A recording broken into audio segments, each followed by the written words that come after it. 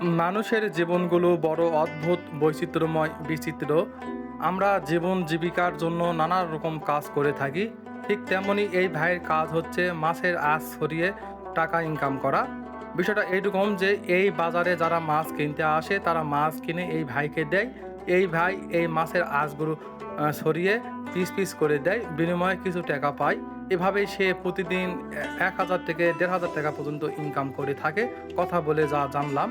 আমার তো খুব ভালো লাগলো। আমরা বিভিন্ন ধরনের কাজ করে থাকি। এই কাজটাও ঠিক তেমনই। এই যে দেখুন, ভাইয়ের পেশাই হচ্ছে মাছের আঁশ ছড়িয়ে টাকা ইনকাম করা। আর এটি হচ্ছে গাইবান্ধা মাছের আড়ত। এখানে আসলে এই ভাইকে দেখতে পারবেন।